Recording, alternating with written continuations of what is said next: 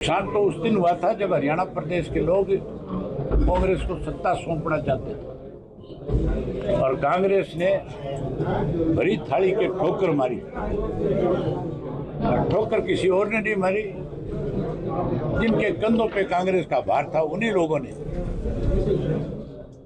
अंदर खाने भित्रघात करके कांग्रेस पार्टी को सत्ता से दूर करने का काम किया। आज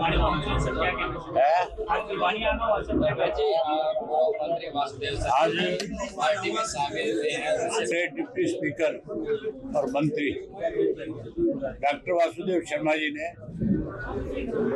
फिर से चौधरी देवीलाल जी की नीतियों में अपना विश्वास व्यक्त किया और ब्राह्मण समाज की तरफ से आज हमें मंत्रियों का उच्चारण करके इंडियन नेशनल लोकदल पार्टी को आशीर्वाद दिया।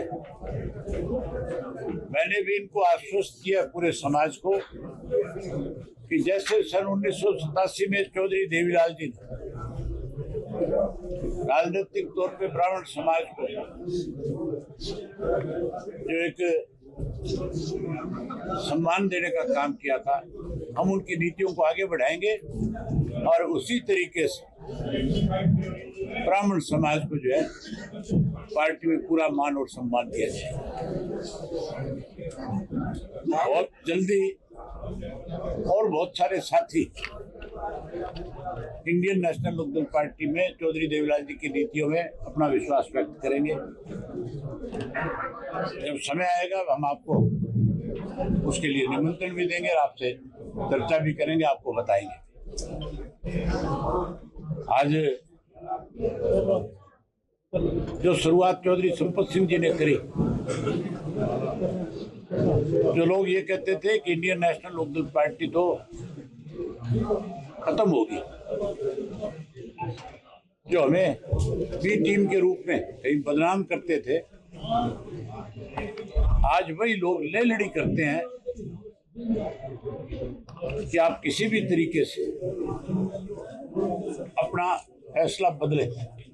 ये उदाहरण आपके सामने है। डॉक्टर वासुदेव शर्मा जी, इनके पास कांग्रेस के नेताओं ने आकर के संपर्क किया था कि आप अगर हमें छोड़ करके जाओगे, इंडियन नेशनल लोकदल पार्टी में शामिल होंगे तो हमें बहुत बड़ा नुकसान होगा। नुकसान तो उस दिन हुआ था जब हरियाणा प्रदेश के लोग कांग्रेस को सत्ता सौंपना चाहते थे और कांग्रेस ने भरी थाली के ठोकर मारी। ठोकर किसी और ने नहीं मारी, जिनके कंधों पे कांग्रेस का भार था उन्हीं लोगों ने अंदर खाने भित्रघात करके कांग्रेस पार्टी को सत्ता से दूर करने का काम किया। उसी का नतीजा है आज कि बिहार जैसे स्टेट के अंदर जहां भाजपा का बहुत बड़ा विरोध था, वहां भाजपा बहुत बड़े बहुमत के साथ जीत करके आई है। वहां जो मुद्दे थे इलेक्शन के, वहां के लोकल लोगों की जो दिक्कत और कठिनाइयां थी, उन सब चीजों पे मिट्टी डाल दी। केवल एक ही बात की चर्चा रखी गई चुनाव में कि वोट चोरी हो रहा है। जब देश के राष्ट्रीय पार्टी का पूर्व अध्यक्ष और विपक्ष का लीडर ये बात कहता है कि वोट चोरी हो रहा है,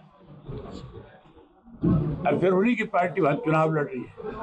जब पता है वोट चोरी हो रहा है तो फिर चुनाव लड़ने की जरूरत क्या थी? फिर संघर्ष का रास्ता अपनाना चाहिए था। चुनाव लड़ने की बजाय चुनाव का बहिष्कार करते और बहिष्कार करके चुनाव का और लोगों में जा करके जो असलियत थी उसको उजागर करने का काम करते। दोनों चीजें नहीं चल सकती। अगर आरोप लगाते हो तो फिर उसके लिए संघर्ष का रास्ता अपनाओ, लड़ाई लड़ो। इसी कारण से आज कांग्रेस कमजोर पड़ी है। समय रहते लालू जी अगर इस बात को भांप जाते तो आज उनकी पार्टी की हालत भी ऐसी नहीं होती। आज भी वो बड़ा मजबूत विपक्ष के रूप में और सत्ता पक्ष तक भी पहुंच सकते हैं, क्योंकि लोगों का उनके ऊपर बहुत बड़ा विश्वास और भरोसा था। लेकिन ऐसे साथियों को साथ लेने की वजह से नुकसान हुआ। हमारे साथ चौधरी संपत सिंह जी ने जब आशीर्वाद दिया अपना, तो उससे भी कई लोगों को बहुत तकलीफ हुई। मैं पिछले कुछ दिनों से सोशल मीडिया पे देख रहा था, बड़ी हैरानी की बात है, ऐसे लोग भी कुछ सोशल मीडिया पे आते हैं जिनको अपने खुद के भविष्य के बारे में भी पता नहीं है, और कुछ ऐसे लोग भी जो अपने आप को राजनेता मानते हैं, जिनको अपनी हैसियत का पता नहीं है इस आदमी के बारे में आप क्या बोल रहे हैं, जिनके ऊपर पूरी जिंदगी इस राजनेता पे किसी किस्म का कोई छोटा मोटा दाग ना लगा, आप उसके ऊपर इस तरह की छोटी टिप्पणी अगर करते हो तो जनता में अपना विश्वास खोने का काम करते हो। मैं आपके माध्यम से